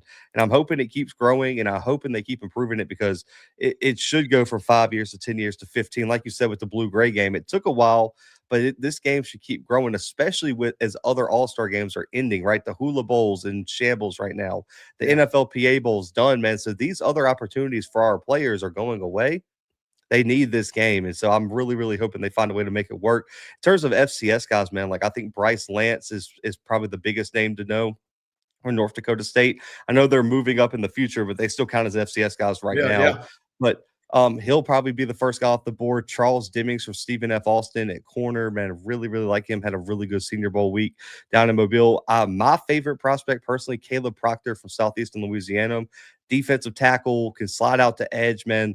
I thought he killed the shrine. I think I really like his ability. Like he's probably the closest thing we got to Elijah Williams in the FCS space right now. In terms of a prospect, I can see him getting on the roster and going to do something like that. Cole Payton from North Dakota State at quarterback, I really like as well. I think, like you mentioned him earlier, being a guy that can get drafted. And then, man, I mentioned him earlier, but Eric Hunter, man, I really, really am hoping Eric gets a shot. Man. He deserves it, man. This kid's done everything right, guys. He's gotten offers to go FBS. He's been hurt, missed a whole season, and decided to come back. Like, this kid did everything the right way. And then, guys, like the biggest thing, and then I'll kind of wrap it up, is we talk about top prospects not coming to the Legacy Bowl. This guy went to the American Bowl, balled out, practiced all week, guys, played in the game, still came to the Legacy Bowl, practiced all week, and played in the game. How about we that? got guys who are scared to play in all-star games once. This kid came and played in 2, and he thought it was important to represent HBCUs and represent the HBCU Legacy Bowl. Listen, man, I think that speaks more about his character and what he is than anything, man. Than Quincy Ivory, man. I really think he helped himself this week. He was my biggest winner this week. Yeah. I thought Quincy did everything he could to improve his draft stock, man. Showing up at 260, showing he can carry that weight, be athletic, and rush the passer.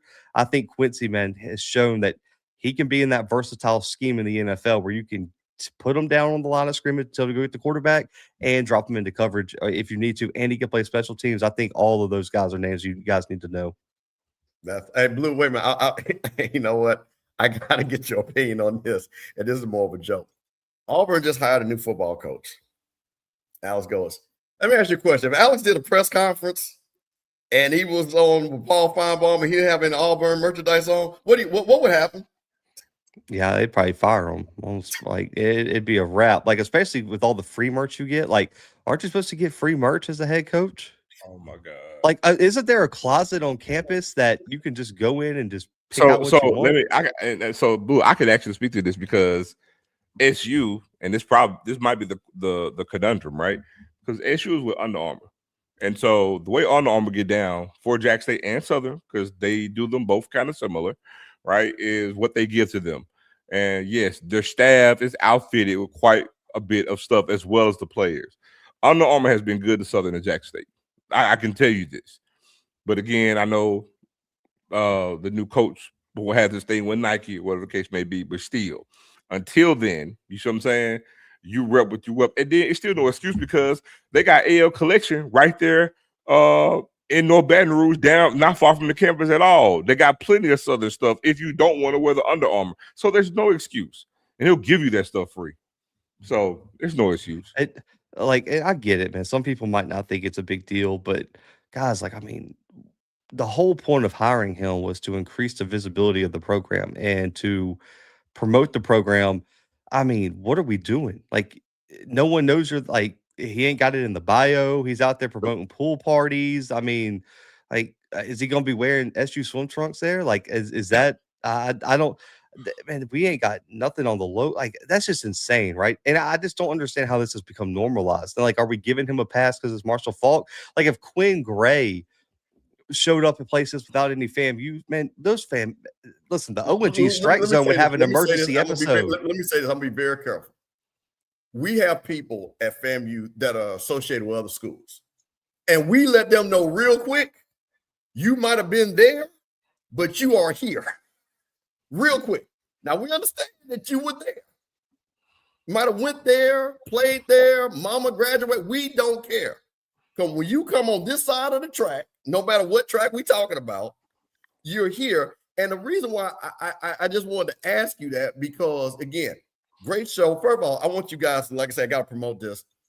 Blue, boy, Coach Fred, my man T-Buck, the Coach Terrell Buckley show. Is that every Sunday now? Is that every Sunday early? Yeah. Well, we're gonna take a little break here before spring practice, but then we'll be back every Sunday during spring practice. All I know is T-Buck with Mississippi Valley Down. Every episode, Mr. Campbell, that Valley clean. He wasn't wearing Valley before we recorded one episode. He made us pause the episode and went and changed, and we restarted it because he said he needed something Valley on. I wonder why. Dang. See? So hold on. So I just want to say this. Hang on, and also too, that show is not associated with Valley. Valley is not paying us to do it. Like, that's just T-Buck wanting to have a show, not associated with Valley. That's why y'all see no Valley logos on anything we do. That's the V Club. That's separate. Like, this is not sponsored by Valley. He said that he cannot be on that show without wearing Mississippi Valley State gear. So here's the thing. So you mean tell me a coach at Valley, that Valley has the withdrawal to say, I'm going to sit here and rep Valley, a school with an all-time losing record against every school outside of Texas Southern in the conference. It's Valley. Their coach knows to put the school and prop it up and try to change the landscape and change the view of that school. But then Marshall Faulk don't? Okay. I don't even need the logos, guys. I'm light. Like, I don't just, bro. They got 17 different shades of blue you could wear. Bro, just put some yellow on and put a blue shirt on. It don't matter what shade. It could be light blue, dark blue, navy blue. It don't matter. Bro.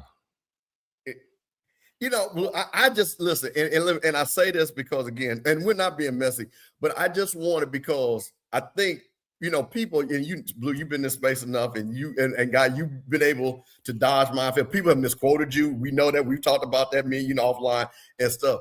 But it was crazy that people were not listening to what Perry was saying and thought that was something controversial for it to even be a thing for him to simply say. And you understood that because, again, you went to a Power 4 school. You went to, and listen, where you guys live and die Auburn football. And like my cousin Marcus McNeil play, and best your bottom, you better not come on that campus with Auburn gear. It's just part of it. As the head coach of the football, like, it would be one thing, like, okay, so like, I don't need you just wearing it around your house, but every single time you're on camera, man, you should be and that's where, and I think, I don't remember which one of y'all said it, like, but even when Dion, remember when he went on the pivot, bro, that dude had Jackson State, the coat, hat, undershirt, socks, shoes. Like, I mean, it was Jackson out.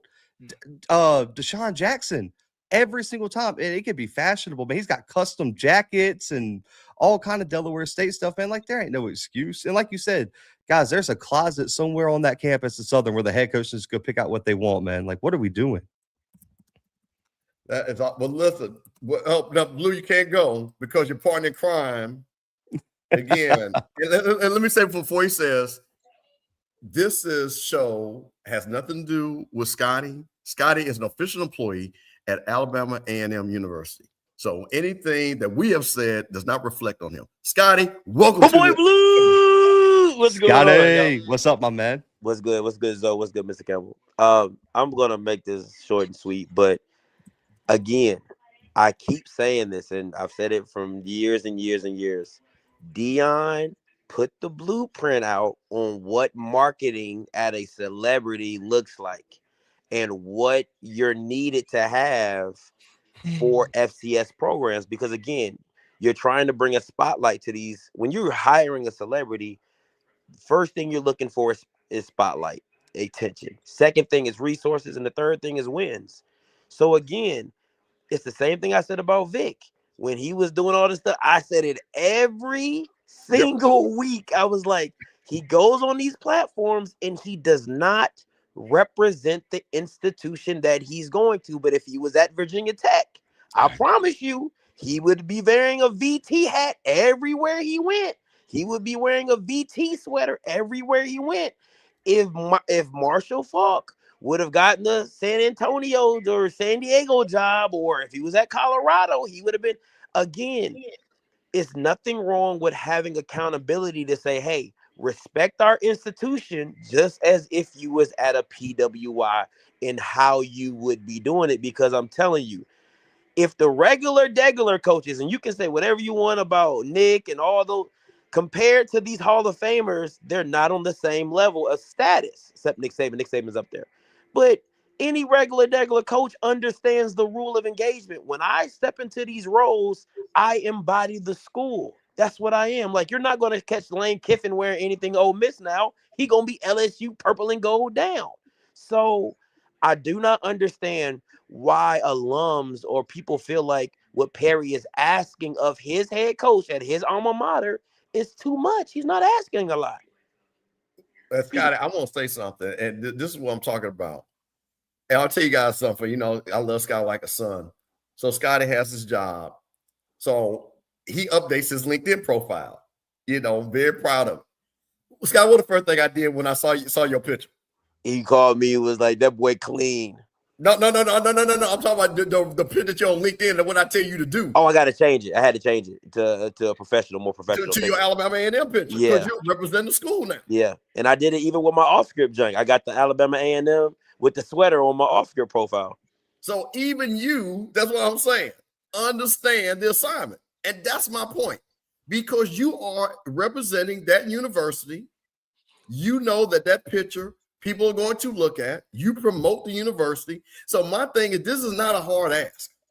What I think anybody's doing. This is not a hard ask. So, you know, for people to sit back here to make a big deal again, this is not something that we're, like I said, again, we're being very respectful because, I want to be very clear on this, because what I don't want people to do is misquote Perry, because I think Perry was right on point. Misquote us, misquote Scott or Blue. It's just protocol. And I'm going to say this as somebody that loves all HBCUs. I want to see Marshall Faulk on the interview Rich Eisen with Southern stuff on. I want him to. So is that Vic? No, this is Marshall Faulk. Marshall Faulk has more Colorado content on his IG than Southern. He only has that one issue logo. That's it. He got more content of him being the running backs coach of Colorado than him being a head coach at his first head coaching job. It's right there, right now, in real time. This ain't AI. This is me in real life. And this is what you get. And if y'all want to cap for this and not be outraged, because this is disrespectful to me. This is disrespectful to me. And Mr. Campbell, I throw it back, and Joe and Zach, I'll throw it to you guys. If Deion got the Florida State job, or if Deion got the Miami job, how quickly would he drop that CU stuff off? Now see, you going where I'm going. Bruh, we restarted my whole social media. Oh, that's off. Oh, that's off. The only thing that you're gonna see unless it's something I get paid for, right? The only thing that you're gonna see, and people do this all the time, would be that press card. That would be the first post on my social media. Is that press card, and everything going forward will be SU. Everything going forward will be SU, because I want people to know that's what it is. Man. And again, this is not like something hard. All of us are alums, and I'm gonna say this again. How many times? And I think somebody said it. I don't know who said it, and it was somebody from Jack State. Again, you wear your gear, you can see something and listen. And trust me, I've had this. I fly a lot and stuff like that. And the first thing I heard was somebody across the airport. Y'all gonna be valid next year, man? Forget you, bro. Well, come on, man. Because I got my family gear. And it was a swag guy. We chopped it up. But that's what I'm saying, man. You're not gonna tell me it doesn't matter, bro. But even in my role, it's funny. I got more HBCU gear than a little bit. Like I got more FAMU stuff, and it's all in the closet. Like I can't. Oh, bro, you better not. I can't. You get what I'm saying? Like I gotta put the A&M stuff in rotation. That's just what it is now, right? I got A&M hoodie, I got A&M shirts, I got A&M polos, but I got more FAMU gear than I'm probably on the level of Zoe with Jackson State gear when it comes to FAMU stuff, right? No, Illuminati.